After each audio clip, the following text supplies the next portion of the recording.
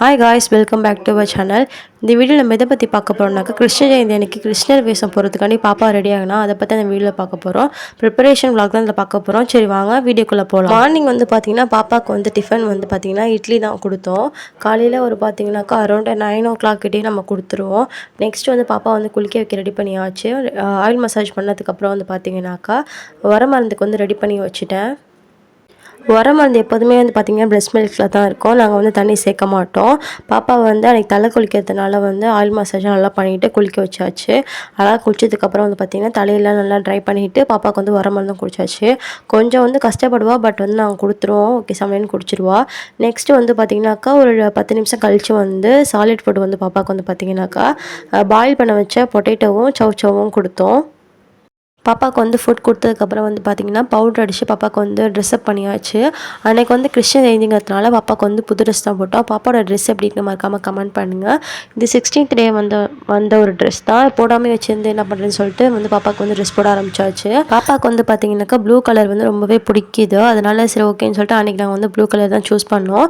16th day function வந்த ட்ரெஸ்ஸில் வந்து வீடியோ நம்ம போஸ்ட் பண்ணியிருக்கோம். பார்க்காதவங்க செக் பண்ணி பாருங்கள். ரொம்ப ஒரு இன்ட்ரெஸ்டிங்காக ஜாலியாக இருக்கும் அந்த வீடியோ, கண்டிப்பாக பாருங்கள். நெக்ஸ்ட் வந்து ட்ரெஸ்லாம் போட்டதுக்கப்புறம் பாப்பா வந்து விளையாட ஆரம்பிச்சிட்டா. கொஞ்சம் நேரம் கீழே போட்டுட்டு நானும் வந்து கடைக்கு போகிறதுக்காண்டி சைட் பை சைடு வந்து கிளம்பிக்கிட்டு இருந்தேன்.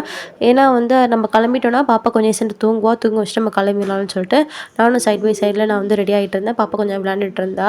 அதேமாதிரி கொஞ்சம் சேர்ந்து பாப்பா தூங்க ஆரம்பிச்சிட்டா. நான் கிளம்பக்குள்ளே பார்த்தீங்கன்னாக்கா அரௌண்ட் ஒரு 11:30 கிட்டே இருக்கும். நம்ம வந்து கிளம்பியாச்சு. நம்ம பக்கத்தில் வந்து அங்கே ஒரு கடைக்கிட்ட போனோம். நம்ம வீட்டு பக்கத்தே கடை இருக்குது, அங்கே போனோம். பட் அங்கே வந்து கிறிஸ்டன் ட்ரெஸ் இல்லை, ஸ்டாக் முடிஞ்சிடுச்சு அப்படின்னு சொன்னாங்க. பட் நான் அதுக்கப்புறம் வந்து பார்த்திங்கன்னா ரொம்ப தூரம் போய் வாங்குற மாதிரி இருந்துச்சு. அப்பா கூட திட்டினாங்க, முன்னாடி நாளே வாங்கியிருக்கலாமே, அந்த டைம் தான் வாங்குவீங்களா அப்படின்னு சொல்லிட்டு. நியூ மாமா யாராவது இருந்தீங்கன்னாக்கா கண்டிப்பாக இனிமேல் லாஸ்ட் டைமில் வாங்கணுங்கிற ஒரு தாட்ஸ் இருந்தால் கண்டிப்பாக அது வேணாம், முன்னாடியே வாங்கி வச்சுக்கோங்க. மேபி எனக்கு ஃபார்ச்சுனேட்டாக கிடச்சிருச்சு, பட் அன்ஃபார்ச்சுனேட்டாக கிடைக்கலன்னா எனக்கு ரொம்பவே கஷ்டமாக போயிருக்கும்.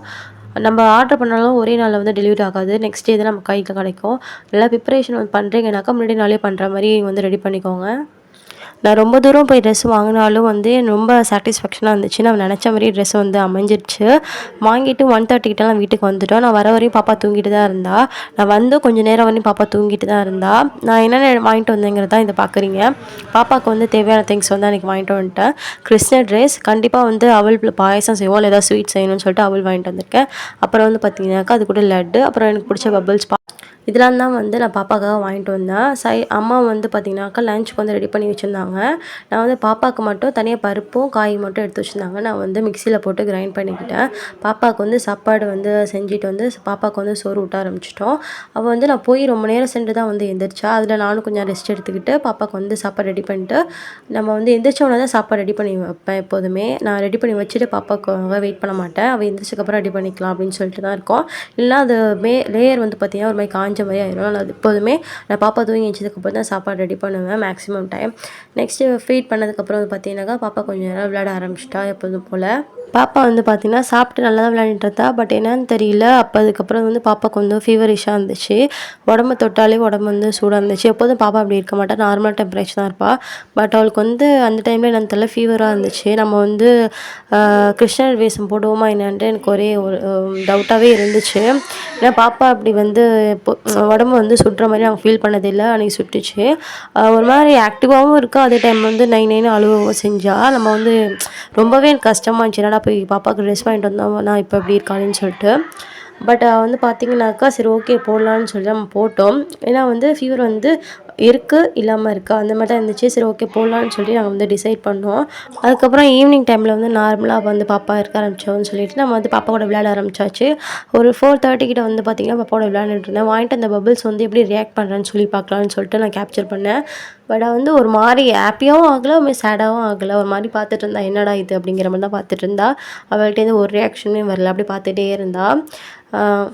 அவளுக்கு பிடிச்சதா என்னன்னு கூட எனக்கு தெரியல. நான் அப்படியே ஒரு ரியாக்ஷன் இல்லாமல் நார்மலாக பார்த்துட்டு இருந்தா. பட் எனக்கு வந்து பார்த்திங்கன்னா பபிள்ஸ் வந்து ரொம்பவே பிடிக்கும்.